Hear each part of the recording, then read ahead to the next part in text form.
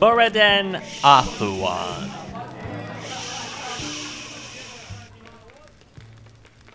The champion of Kinneret.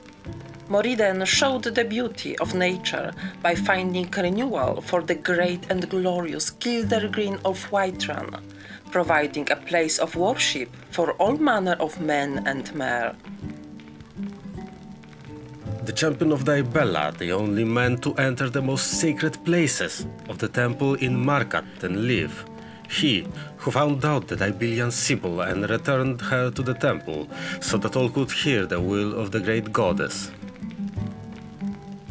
The messenger of Mara, whose small words and influence sparked two of the greatest love stories of all time in Skyrim. Moriden was at the height of his goodly deeds when word reached him of a new threat to Skyrim and its people. Like the mighty champion of the people he had become, he looked up to the role of the people's champion once again and set off to destroy the vampire threat. Come closer and hear the story of how he destroyed one of the oldest threats to Still man searching and for stories about me, I see. I hate to disappoint you, but this portion of my story, you won't find a single bard who knows what he's talking about. That's fine now.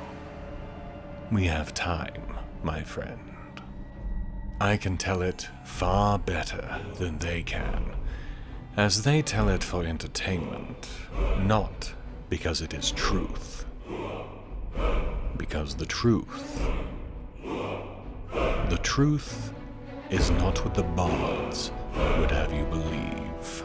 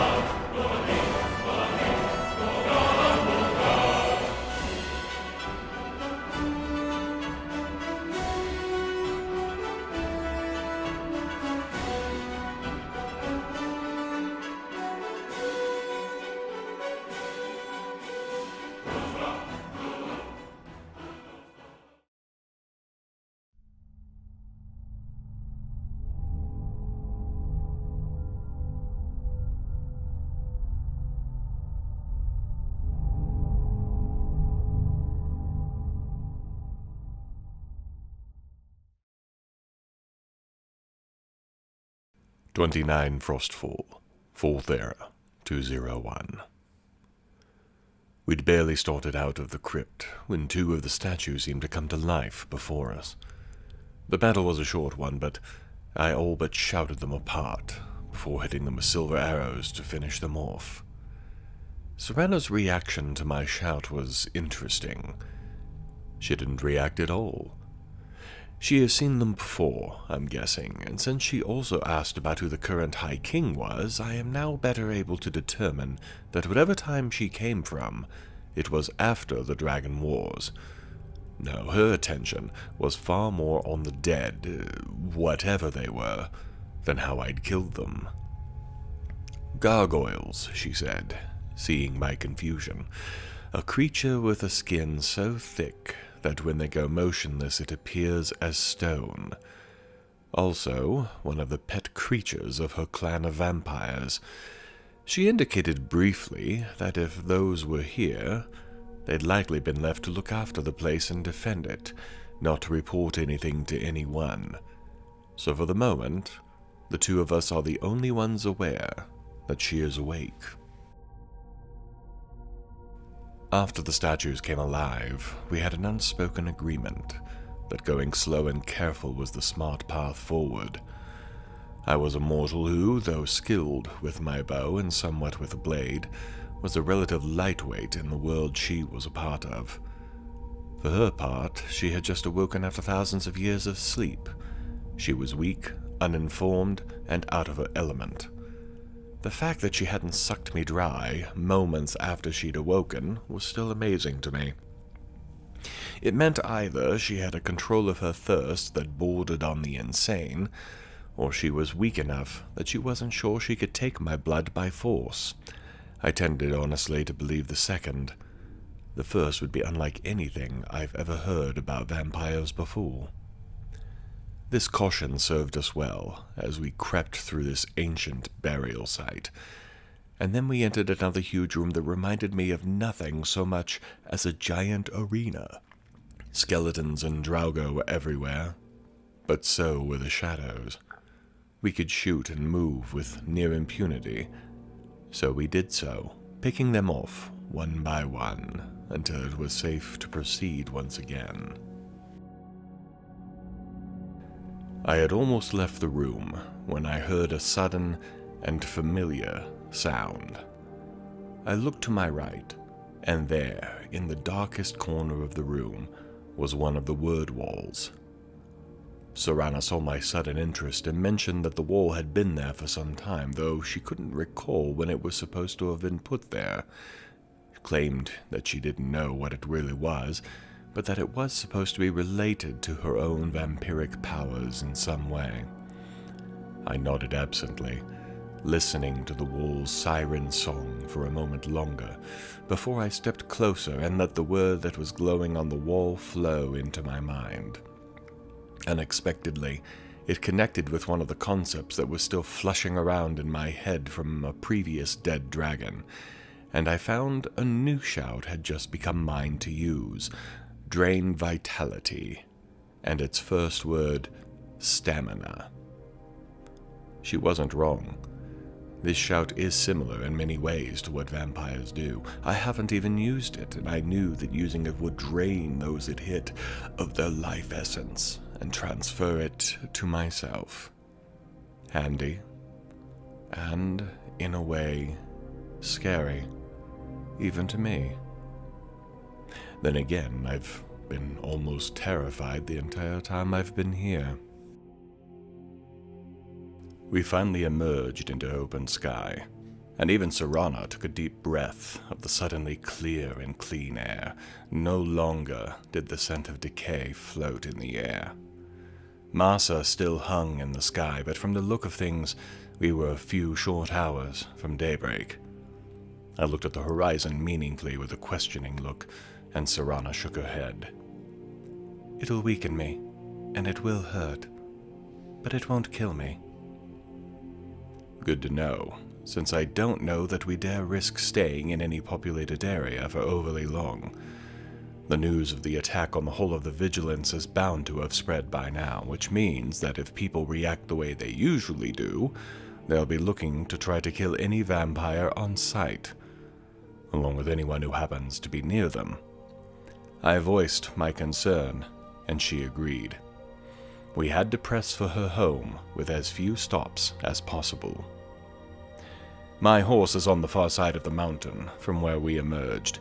It took me a moment, but I was able to identify roughly where we were. The original entrance I used is on the way, sort of, to where we need to go to catch the roads. The horse will make the trip faster, if not as fast as if she had her own horse. Riding pylon will slow us down, but still be faster than walking. We rode through the pre-dawn hours, passing through Dragon's Bridge just as the sun crested. Apart from pulling her hood up and making a studied effort to keep her face shaded, she did nothing. We crossed the mountain ridge and down to the northern shores, where, not long afterward, she had me pull up. She dropped to the sands and looked off into the distance where, to my surprise, there was an obvious and massive castle on an island. It wasn't even too far offshore from what I could see. Now, I've not been on the shores themselves, but I was up on the top of the ridge not too far from here when I single-handedly took down the bandits of Fort Ragstad, and I hadn't seen this castle at all. Her lips pursed somewhat as she stared off at it. The castle, I took it, was home, and she was surprised to be able to see it. Almost as surprised as I was. "Maybe Father isn't," she started, but fell silent. She took the saddle behind me again, and we pressed on. We found a boat where she expected it would be and made the crossing. When we arrived, she stopped me for a moment and told me that, for my own safety, I would be wise to follow her lead. Though we still didn't know what we were walking into here, she was still one of their own. Indeed, even as she said it, I could hear the watch calling out to open the gates. Lady Serana had arrived. Lady Serana. Not just Serana. Who is she to this clan, then, that they call her Lady? The fear factor notched up a little. This was not going to be unlike a cow walking into a hall full of Nords who hadn't eaten in weeks, and I feared that my chances of walking out alive were about as good as that cow's. What made me suddenly angry was that I felt I didn't have a choice but to see this through. But what was to stop me from walking away? I didn't have an answer to that as I walked behind her into the mead hall of an entire vampire nation. I was more correct than I had believed, and so far off in who I had thought Serana was. We walked almost immediately into the dining hall of the castle, where Lady Serana's return was again announced. The vampire at the head of the table stood slowly, and then, with a warmth that ended with the words themselves, welcomed his daughter home. Lady Serana was the daughter of Lord Harkin, the leader of this clan of vampires. When she had said she and her father didn't get along, this was not a situation I envisioned being the case. When the first thing he then asked of her is if the scroll was safe, a number of things fell into place for me. He didn't care about her. He cared about that scroll and what it meant. There is something far larger going on here, something far beyond the search for a daughter by her father. She was just a means to an end to him. You could hear it in his voice, see it in his manner, no matter what the words he used were. I tried to fade into the background, but I could feel the eyes, the hungry eyes, of every single vampire in the room on me. Those eyes included Lord Harkin's. He didn't wonder long and asked directly who I was.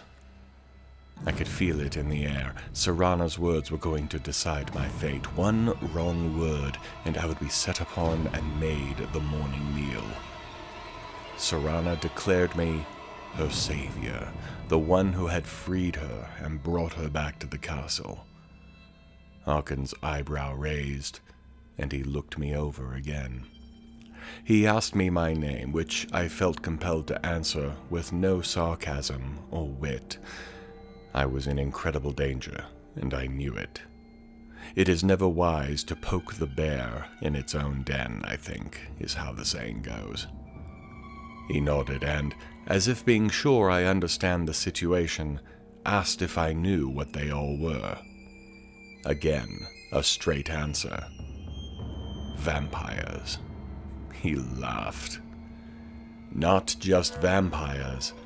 One of the oldest and most powerful clans of vampires in Tamriel, he corrected me, as if to be certain I understood just how much danger I was in.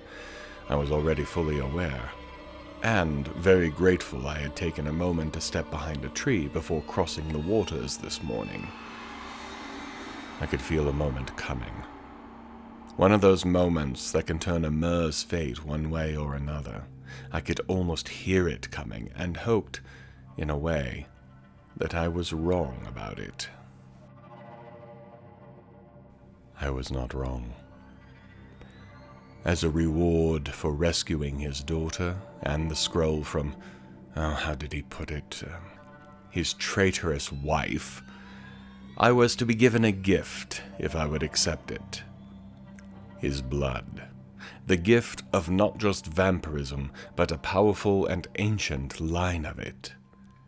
death would never be something to fear. I would walk as a lion among men, a predator in truth instead of metaphor. I knew the answer, but I had to ask. What if I refused? Then I will be prey. He promised to spare me this once, but I would be banished from these halls and treated like all prey once I had departed. Then, just to be sure I understood the choice I was about to make, he took a form that was straight from nightmare, a beast of a creature with wings and a bestial visage that could not be more terror-inspiring if it had tried.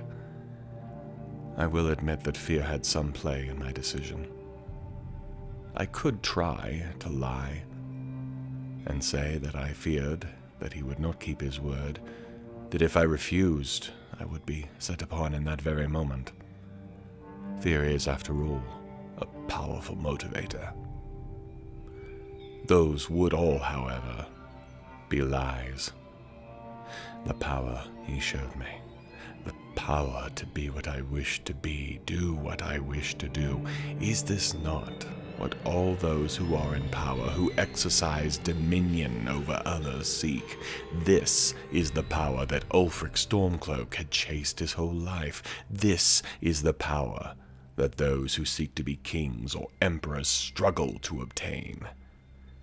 And it would be a gift to me, given as though it were a simple thing. I'd avoided thinking on it, but I knew in that moment that this was what I had been looking for that month after Windhelm. I'd been looking for a way to have power over others, and here it was before me. This is not a choice. A choice implies you could have taken a different path, and in this moment, I could only see the one. I accepted his gift. Before the words were fully out, his teeth were at my throat, and the world faded to black. I woke in a new room, a huge headache gracing my temples, an even bigger statue draped in blood above me, and Lord Harkin leaning against the wall, a small smile on his face. Seeing I was aware, he first complimented me. He has tried to turn others before, and many mortals could not take in the power he had just given me. I was stronger than he had thought. What followed was a crash course in what our blood allowed me. I learned to take on the form of a vampire lord, as well as the powers that go with it. They are formidable. I dare say, however, that my appearance while in this form will do little to endear me to the ladies. Not that I have much interest in such. Not any more. Not with all of eternity ahead of me. Indeed, I have become a living god, in a fashion. Though I still owe my allegiance now to another, I think that this new life will suit me well. It calls to me in a way that I cannot describe. Except that it is not one who holds my loyalty. It is two. Lord Harkin is the physical being I follow, but there is another that even he follows. Lord Molag Bal, Daedric Lord of Domination. It was he who gave this gift to an ancient and powerful king who could have anything he wanted at any moment except for one thing. Life eternal. 1,000 innocents sacrificed, and even that was overcome at the will of Molag Bal. Now, to help me to learn my new skills, I am being sent to Garan Marethi. He will have my first task as a member of the Volkihar court. The message to Garan was simple. It is time. He raised an eyebrow in surprise and then began leading me elsewhere in the castle that is now home. He explained somewhat as we went. The Bloodstone Chalice is a vampiric artifact that can, when used properly, augment the power of a vampire significantly. Lord Harkin, and I must remember to use the word Lord every time in this place, does not generally use it himself, believing his own powers to be more than enough to deal with any situation. Thus it has been long left dry and unused. I am being sent to Redwater Den to make use of it myself, something that Garan finds interesting, for it takes a powerful vampire's blood to make it work.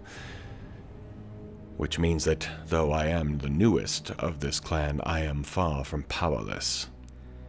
It also means that there are other things afoot, great things, and I will be part of them. I was given the instructions I needed, and then told not to keep Lord Harkin waiting. From a side of the room, I saw Lady Serana look at me consideringly, a small frown on her lips. I ignored that, and stepped forth to begin my new life as the predator that, really, I have always been. I stepped into the sunlight, and instantly understood what Lady Serana had meant about the sun. It stung a bit, and I did feel weaker, but it did not hurt in any meaningful way. So much for the old wives' tales of vampires bursting into flame at the mere touch of the sun. I wonder if I can still flavor my food with garlic as I like to. This, then, was when I realized I had no hunger at all. No thirst. Apart from the thirst, which is a different thing altogether. Even my weariness from the night spent finding Serana and getting her here, I could not feel. I smiled. This, then, is power. The ability to shrug off what others would call limitations and to bend the world to your whims. I took the boat back across the waters and remounted my horse, and if the horse seemed nervous at first, it quickly settled, and then we rode. Through Dragon's Bridge, by Robber's Gorge, through the hold of Falkreath, and into the Rift. I stopped only twice when set upon by members of the Vigilance who somehow already knew of my new direction in life. They now have no direction in life. And it was so easy, so right. They are nothing but my prey now. And though they fight back, their attempts are as ants against the boot sole. I could feel when the sun crossed the horizon, as power fed back into me, and what few wounds I had taken healed in mere moments. Yes, this is what I should have always been, what I was born to be. And then I arrived at Redwater Den. Redwater Den is a skooma den, a fact that the lookout and guards made no bones about. The rules were simple. Keep my weapons to myself, or get more acquainted with the guards. While I understood the rules, I didn't care about them. They were safe enough for me. The coughs and whines of the sick and addicted here were more than enough to turn my stomach. You would not eat a sick animal, nor would I feed from a sick mortal. I nodded my understanding, if not my agreement, and descended into the den itself, looking for the Redwater spring from which I would fill the chalice. When I entered the back rooms, however, I discovered I had been incorrect about Garan's warning about Redwater Den. He had told me it was inhabited by less desirable sorts, which I had taken to mean bandits, or, as it turned out to be, skooma addicts. I was wrong. He was referring to the vampires of, shall we say, lesser bloodlines. They and their thralls attempted to keep me from walking where I pleased, and it was with great pleasure that I wiped them from the face of Mundus as though swatting a fly. I could still hear others deeper in the den, and so with my slaughter complete, I reverted to my more familiar mortal form and decided to make a sport of it. I would sneak and kill, and they would try to survive. Who would win? The answer I thought would be a foregone conclusion, but the extra spice of danger did warm my soul, if indeed I have one anymore, somewhat. Down further, and I started encountering the vampires themselves. It was almost comical how little they were able to touch me, but since they had placed themselves between me and my purpose, I brushed them aside, draining them of life almost as quickly as I had their thralls. No wonder Garen had thought them undesirable. If this is the extent of their power, then they may as well be cattle themselves. Pathetic. Even further, and the irony of this situation made itself even more evident, a banner with the sigil of Arche, the so-called God of Death. I am the Lord of Death in this place. If the god wishes to challenge me on this, then I offer him the opportunity. I waited. But no, of course he wouldn't show. None of the gods will, for they know already what I have come to learn in so short a time, that we, are the true rulers of this world. Their time had come and gone. With stately, measured pace, I continued my inexorable descent towards the Red Spring, and brought death in my wake. 30 Frostfall, 4th Era, 201. In hindsight, it was amazing how quickly I became arrogant in my power, never considering all the many ways I was still vulnerable. It didn't have to be a single vampire, but a collection of them that could destroy me, or even more mundane, simple traps that I had stopped looking for, stopped believing could be a threat to me. I learned otherwise, and started to put a check on my own pompous beliefs. As a vampire, I did not need to fear a mortal death, but there were countless ways I could still meet an end were I not careful. With that moment taken to straighten myself and my thoughts out, I continued the descent into the den, this time with more caution. The remainder of the vampires here, though I treated them with a little more respect than I had the others, still fell quickly. Compared to these, I really was almost a god, one who had descended from on high to destroy their little kingdom built on skooma. It wasn't a bad kingdom, I suppose, but when the bigger king comes calling and wants what you have, there are only two choices: submit or die. They chose destruction, and I obliged. With them removed, I found the spring and filled the chalice. I had barely done so when I learned that I should have paid more attention to the goings-on at Castle Volkihar. Salonia and Stulf, two vampires that I had written off as flunkies of one of Harkon's other lieutenants, Vingalmo, appeared as though by magic. Obviously, they'd been following me, and they quickly made clear the power play that they were taking. I had been deemed to be Harkon's new favorite, and as such a threat to Vingalmo's power in the court. Such a pity that I was to die. What luck that Salonia would be there to retrieve the chalice and get it to Vingalmo, who would ensure that Harkon got it back.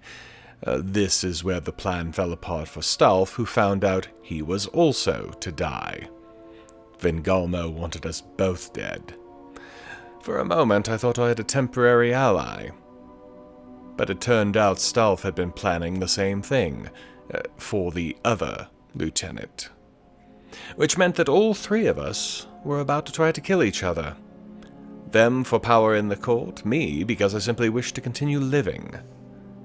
I could sort out court politics when I got back to the castle later, after I had squashed these two like bugs. With the 2 bugs removed, with some small amount of effort, I suppose I should add, I left the den and considered my options.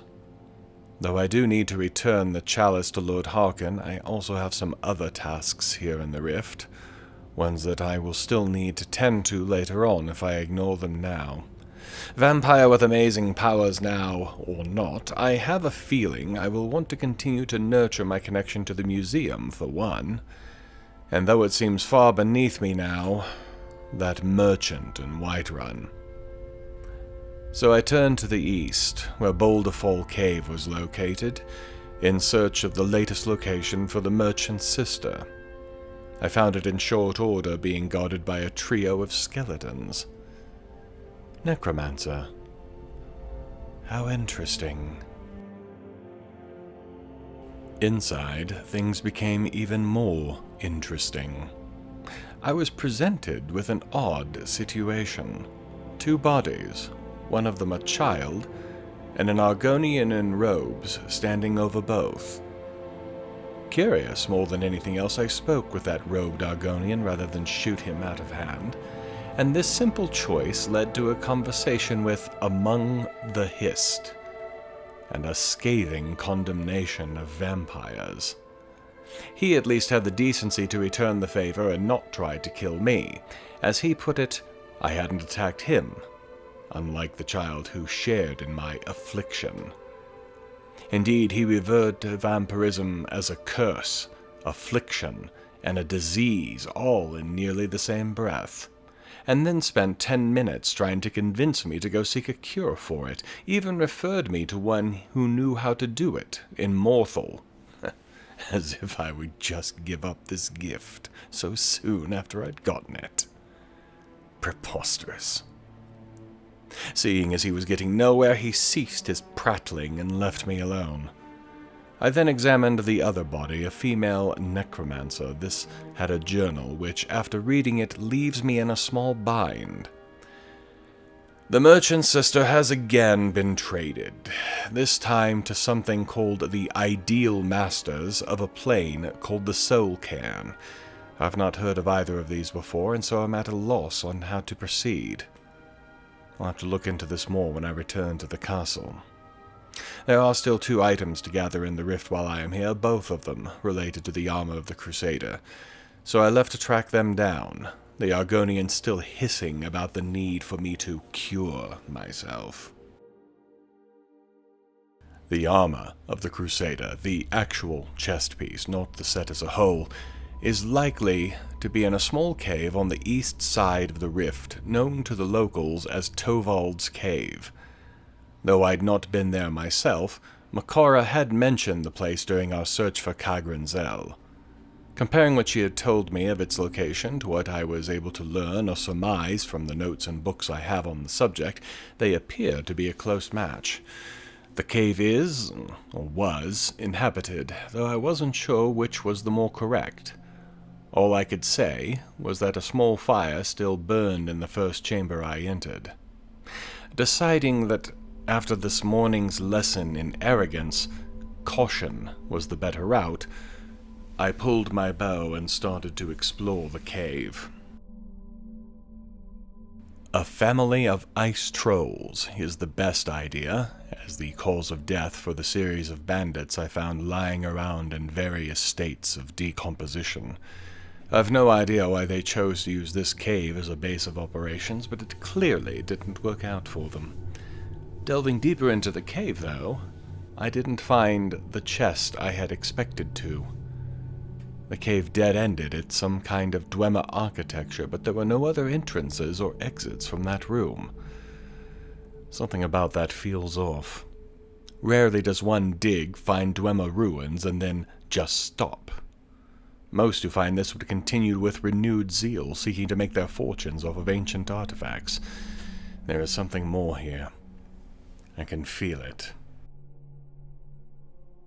Looking around the room, examining it closely, I suddenly realized what I was looking at. a trap. There were holes in the walls, holes I've seen in tombs and crypts, ones used for shooting poison darts. That being realized, there was only one likely trigger: the chest on the table. I stood to its side, out of the way of the dart shooters, and opened the lid. Not only did the darts shoot out, but 2 doors I hadn't found in the cave walls opened up, and Falmer poured out of them. Between the spectres granted me by the ritual stone, their blindness, and my arrows, I made short work of them, but I now have a way to progress forward. Even if the thing I seek is not here, I am curious why Falmer would set a trap for surface dwellers like this. This may well be the first full Falmer hive I've actually explored. Apart from the numbers of Falmer, there have also been several more of their insect-like pets, but the huts, campfires, and other similar things are new. This is no nomadic group of primitives.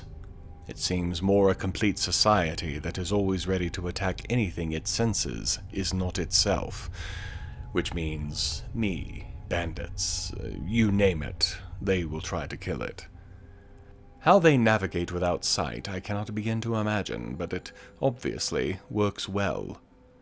Given the cave system I encountered, drops everywhere, water deafening to my ears, narrow paths. If there is a hazard to walking, this cave appears to have it.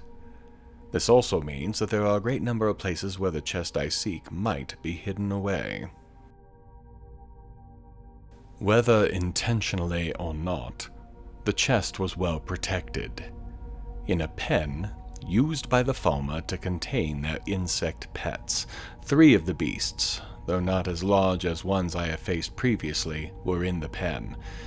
As I have likely slaughtered all of their keepers at this point, I felt no remorse at putting them down as well. Better than a slow death by starvation, yes? The chest piece, like the helmet before it, had that same resonance of power to it. There were 2 such powers, I think. One I did not recognize, but the other was very much Mara. Perhaps in times past, the gods took a more active role. This armor certainly seems to indicate so. Now to get back out. I don't expect much more in the way of resistance, given that I'm fairly sure I've killed an entire Falmer village here, but I cannot be certain of that. I was, of course, wrong. This cave kept going further and further, the numbers of Falmer increasing steadily. I was not the first to make this mistake, it seems. I came across the remains of a group of travelers or treasure seekers who had gotten stuck in these caves. The Falmer picked them all off one by one, until all were gone. They did leave a large collection of books on the sermons of Vivek, though. I think I know of a good place to house those when I emerge from this cave. I do not doubt that I will, I just wonder how much longer and how many more of these primitive mer I will have to kill to do so. There was a single piece of the Crusaders' armor yet to retrieve, and it would be the most difficult one yet. Not because of what it was, but because of where I believe it to be. The boots of the set are said to be in a cave near a fortress, lots of those around, certainly. The mention of Ice Falls, however, has me thinking about Dayspring Canyon and Fort Dawnguard. For obvious reasons, not someplace I want to spend a lot of time. I believe getting the boots will be challenge enough, but then a little thought hit me. How delicious, in both of its meanings, would it be to sneak into the fort and have a little taste of Isran himself? I'd consider turning him, but first, I'm not sure that's something I'm able to do, and second, he would spoil the whole thing by killing himself somehow, I'm sure. Still, just a taste might be fun. Maybe leave a note letting him know I'd been around for dinner. With that in mind, and given the energy I've expended there these last couple of days, I needed to replenish my reserves. With Riften nearby, I decided that a stop by Helga's bunkhouse might be in order. I think it's about as close to a vampiric buffet as exists in Skyrim,